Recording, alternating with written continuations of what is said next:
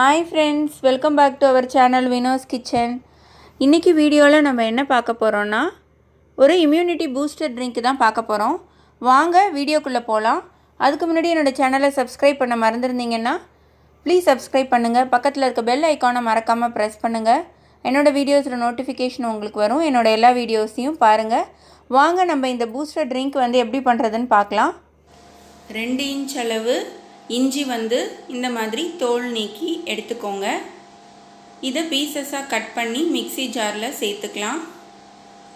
1/2 teaspoon அளவு ஜீரகம் சேர்த்துக்கோங்க. 1/2 டீஸ்பூன் அளவு மிளகு சேர்த்துக்கலாம். 2 இன்ச் அளவு பட்டையை இந்த மாதிரி பீசஸாக கட் பண்ணி சேர்த்திங்கன்னா நம்ம அரைக்கும் போது ஈஸியாக இருக்கும். சீக்கிரமாக அது மசிஞ்சிடும். 2 டேபிள் ஸ்பூன் அளவு புதினா இலையை க்ளீன் பண்ணி சேர்த்துக்கோங்க.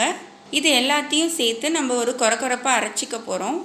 இப்போது கொஞ்சம் தண்ணியும் சேர்த்து அரைச்சிங்கன்னா சீக்கிரமாக அரைச்சிடலாம். இந்த மாதிரி கொஞ்சம் கொரகொரப்பாக அரைச்சிக்கோங்க. இதை ஒரு பவுலுக்கு நம்ம மாற்றிக்கலாம்.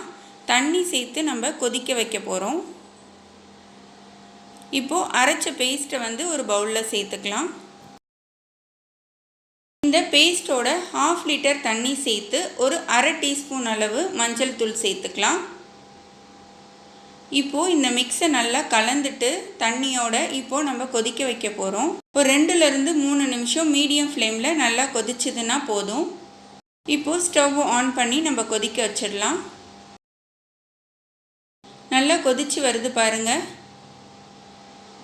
2லேருந்து 3 நிமிஷம் நல்லா கொதிக்க விடுங்க.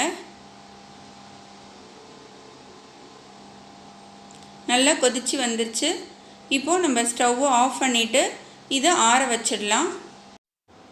நம்ம ஸ்டவ் ஆஃப் பண்ணி இறக்கி வச்சதுக்கப்புறம் 2 டீஸ்பூன் அளவு நாட்டு சர்க்கரை ஆட் பண்ணிக்கலாம். அந்த ஹீட்லேயே நல்லா கரைஞ்சிடும். மிக்ஸ் பண்ணி விடுங்க. நாட்டு சர்க்கரை கிடையாது, வெல்லமும் கூட நீங்கள் ஆட் பண்ணிக்கலாம். ஆனால் அதிகமாக சேர்க்க வேண்டாம்.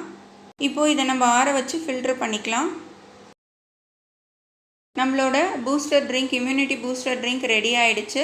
இந்த கஷாயம் சின்ன பசங்கள்லேருந்து பெரியவங்க வரைக்கும் கண்டிப்பாக இந்த கோவிட் டைமில் எடுத்துக்கணும். கோல்டு காஃப் எல்லாத்துக்குமே ரொம்ப நல்லது. நீங்கள் வீட்டில் ட்ரை பண்ணுங்கள். உங்களுக்கு இந்த பூஸ்டர் இம்யூனிட்டி பூஸ்டர் ட்ரிங்க் யூஸ்ஃபுல்லாக இருந்துச்சு, பிடிச்சிருந்துச்சின்னு சொன்னால் உங்கள் ஃப்ரெண்ட்ஸுக்கு ஷேர் பண்ணுங்கள். மறக்காமல் எனக்கு கமெண்ட் பண்ணுங்கள்.